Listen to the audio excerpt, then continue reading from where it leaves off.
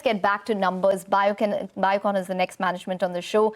Numbers were better than estimates. Growth was driven by generics and biosimilars. In fact, I did catch up with the MD and CEO of Biocon, Siddharth Mittal. Began by asking him about the quarter gone by and how they see the performance of the biosimilar segment. Listen in. Continue to garner a very strong market share for biosimilar trastuzumab and pegfilgrastim in the US, with both these drugs contributing almost to 25% of or greater of the market share in the US. And I think it's been something which we were very confident of, something where we have really invested a lot of energy. And I see a similar trend coming in for other products as well. So today, if you look at a biosimilar ustekinumab, our product Yesintek is the leading biosimilar player listed on all major formularies in the US. And I think as the market ramps up for the biosimilar companies, we definitely see a leading market share continue to build up over this year and, of course, continuing into the next year. And even in other markets in Europe, we continue to see a very robust market share in certain countries for our biosimilar adalimumab, biosimilar pegfilgrastim, and trastuzumab. Okay. Well, just, now talking about the generics business, did well as well. It was around a 20% plus growth there. Just give us a sense in terms of how drugs such as liraglutide has performed for Biocon this quarter. What's the contribution been? The liraglutide did contribute majorly to the 24% growth that we have seen this quarter, and primarily the launch was in Europe. We continue to launch in many markets in Europe. Recently, we received an approval from the German regulator, and we'll be soon launching that drug in Germany, which is the largest market for liraglutide in Europe. But thus far, we have seen a very strong traction across geographies. Our partner Zentiva is also seeing a very strong demand. And we have supplied the drug in Q2. We will continue to supply the drug in Q3. And there are many other markets where we are seeing opportunity opening up within this fiscal. But the growth of 24%, which I mentioned, has come, of course, Lira was a major contributor, but we have also had growth in other OSDs in the US, like products such as sacubitril/valsartan, products such as dasatinib contributed to the growth. Apart from increased volumes that we have seen on our base business and also some uptick in demand in the API business. So a combination of all these growth levers led to a very strong 24% growth in Q2. So when it comes to semaglutide, where are you placed? Which are the countries that you have, possibly given an application in? And would you be a first mover in countries such as Canada?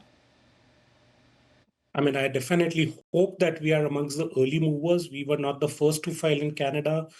But what we mentioned is we have commenced our filing in many emerging markets for generic Ozempic. So we have filed in Canada, we have filed in Brazil, and few other large emerging markets. And we'll continue this filing trend as we move into the second half. And of course, we think we have a very robust data which the regulators will be comfortable with. We are vertically integrated in terms of drug substance, drug product, and devices. And we are very confident that, in the coming fiscal, which is FY27, we should start receiving positive feedback and approvals from some of these regulators. But of course, let me remind you that some of the regulators, such as Health Canada, has not approved a single GLP-1 till now. So it's been challenging for the industry, and we think we are very well placed given our strong focus on scientific science and the whole vertical integration that I mentioned. Okay. Insulins as a whole, how much of an opportunity do you see from the insulin market, considering that a lot of the concentration is now towards GLP from pharma majors?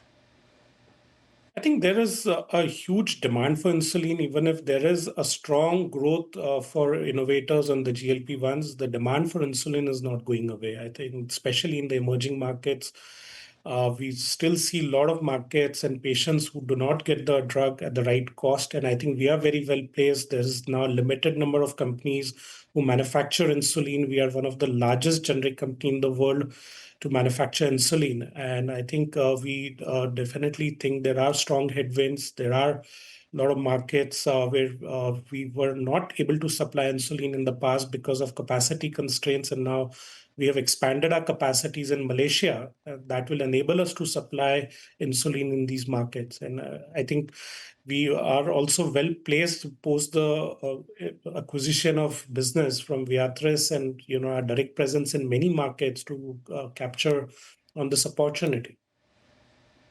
Okay. The debt on the books that stands at around $1 billion for Biocon Biologics. Yeah, it's roughly $1.2 billion of debt, of which 800 million is the bond, and remaining 350 to 400 million is the term loan plus some of the working capital loan. Okay.